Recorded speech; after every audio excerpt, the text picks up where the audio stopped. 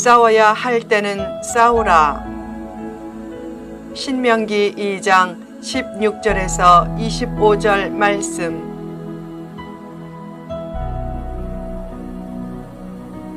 싸우지 않으려고 애쓰라. 시편 23편에서 다윗은 하나님을 목자로 묘사하고 성도를 양으로 묘사했다. 왜 성도는 양과 같은가? 싸워서 이겨야 살아남는 맹수와는 달리 양은 목자를 따라 푸른 풀밭에서 평화롭게 지내며 사는데 그 모습이 성도의 삶의 예표이기 때문이다. 다른 짐승들은 대개 자기 방어 무기가 있지만 양은 방어 무기가 거의 없기에 맹수가 달려들면 그냥 잡혀먹힌다. 목자의 보호 없이 양을 혼자 놓아두면 죽는다. 양은 잡혀먹히지만 잡아먹지는 못한다. 그처럼 잡혀먹힐지언정 잡아먹으려고 하지 말라. 예수님은 제자들을 전도하러 보내실 때 이리 가운데 보내는 것과 같다고 하시면서 그들이 잡혀먹힐 현실로 인해 측은히 여기셨다. 잡아먹기보다 잡혀먹히면서 잡아먹은 사람의 체질을 바꾸는 것이 십자가의 원리다. 리더십의 요체도 자기를 잡혀먹히도록 내놓는 것이다. 예수님이 말씀했다. 나는 선한 목자다. 내 양을 위해 목숨을 버린다. 목자가 양떼를 지키려면 십자가를 지고 잘 죽어야 한다. 십자가를 지고 어떤 존재의 마음속으로 들어가면 선한 영향력이 더욱 뚜렷하게 나타난다. 그런 깊은 순교자의 경지에 들어가는 것을 믿음의 목표로 삼으라.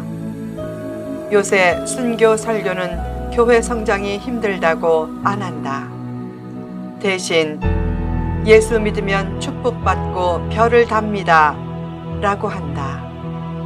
그러면 별을 다는 사람은 교인 10명 중 1명 정도이기에 별을 달지 못하는 9명은 믿음 생활에 회의를 가진다.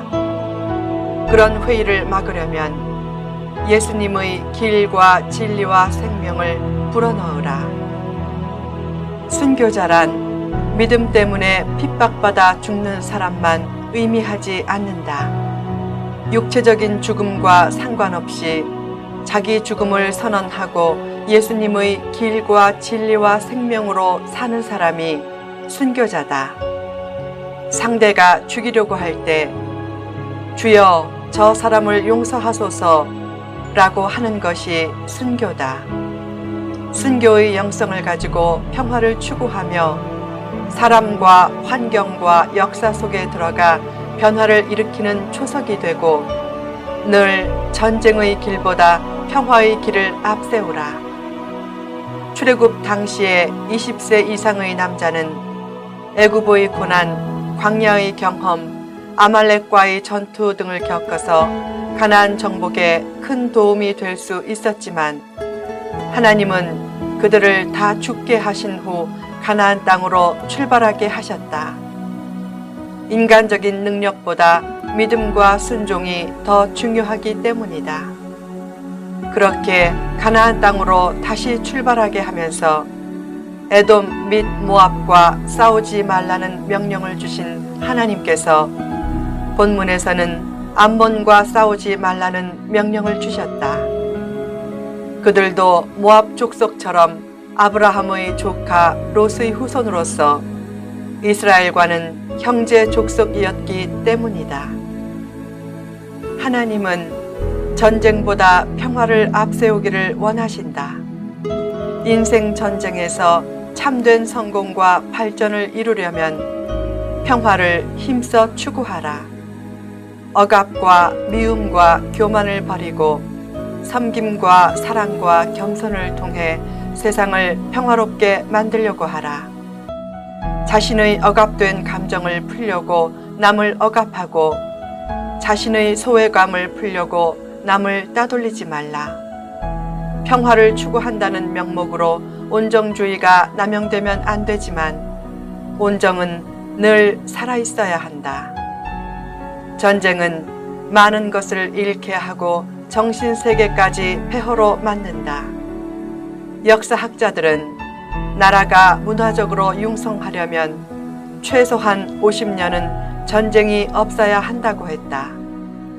우리나라 역사상 50년 이상 전쟁이 없었던 기간은 6.25 전쟁 후로 66년간 전쟁이 없었던 지금이 거의 유일하다. 지금의 기조를 잘 이어가면 선교하는 영적인 장자 국가로서 한민족의 때가 성큼 다가올 것이다.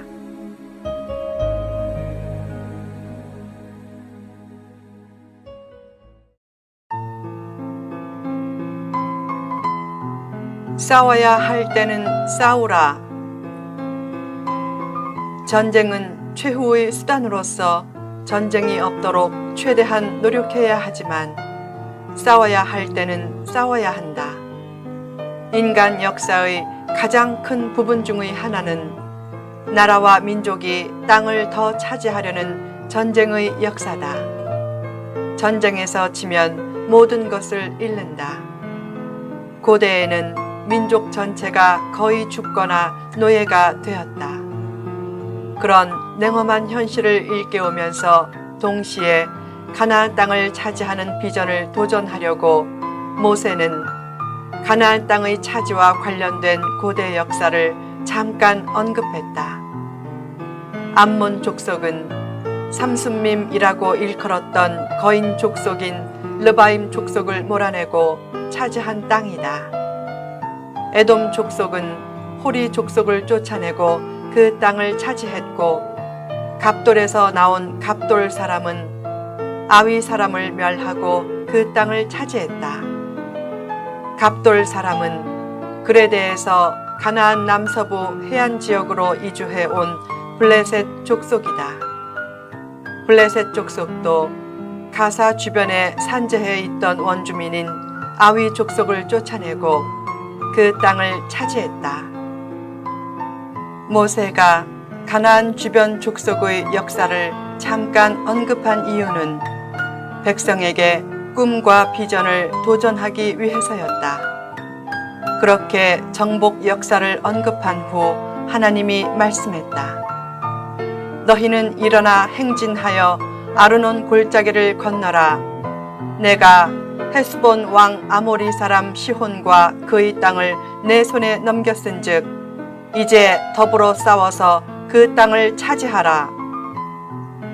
하나님은 에돔, 모압, 암몬과는 싸우지 말되 아모리 족속과는 싸워서 그들의 땅을 차지하라고 하셨다. 평화를 추구하면서도 싸워야 할 때는 싸우라는 뜻이다.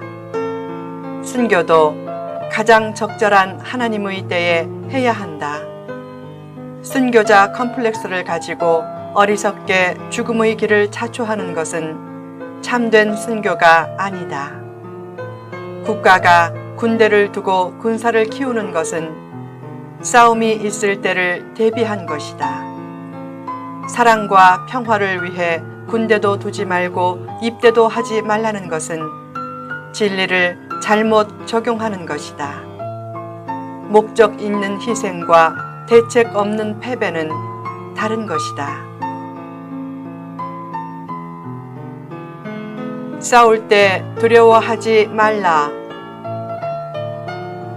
왜 하나님은 아모리 족속과 싸워 헤스본을 점령하라고 하셨는가? 첫째, 직접적인 이유로서 아모리 족속이 이스라엘 백성들의 진행을 막았기 때문이다. 당시 모세는 아모리 왕 시혼에게 사자를 보내 그 땅을 통과하도록 요청했으나 시혼이 허락하지 않아서 야하스에서 싸워 시혼과 그 모든 성읍을 진멸했다. 둘째, 아모리 족속과의 전쟁에서 승리함으로 대적에게 두려움을 주기 위해서였다.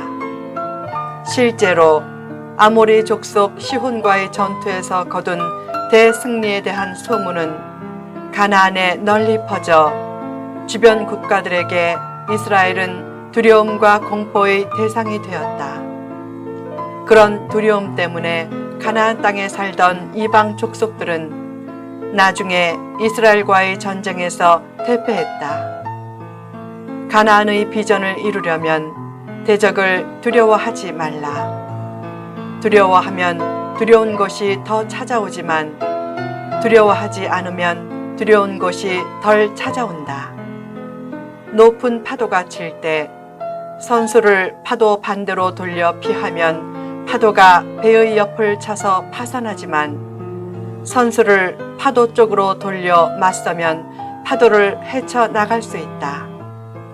문제가 닥칠 때 두려워서 피하면 쓰러지지만 담대하게 맞서면 돌파할 수 있다.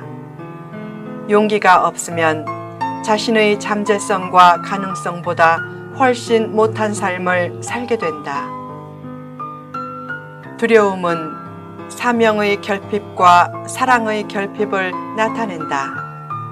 사람이 사명감과 사랑을 가지고 삶을 긍정하며 감사하면 두려움은 사라진다.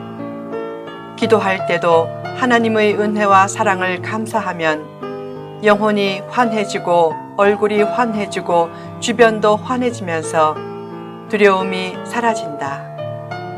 사랑과 감사는 어두운 영혼과 세상을 환하게 만든다. 찬양할 때 하나님 감사합니다 라고만 해도 두려움이 잘 틈타지 않는다. 말뿐인 사랑이나 왜곡된 사랑은 두려움과 불안을 가중시킨다. 실천하는 사랑과 공의를 바탕으로 한 사랑만이 인생의 어둠과 두려움을 사라지게 한다. 싸움을 최대한 피하려고 하되 싸워야 할 때는 싸우라.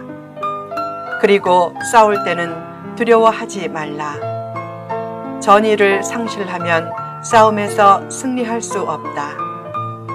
평화를 위해 노력하면서도 전쟁의 때를 잘 대비하고 실제로 전쟁을 해야 할 때는 용기를 가지고 임함으로 인생 전쟁의 승리자가 되라.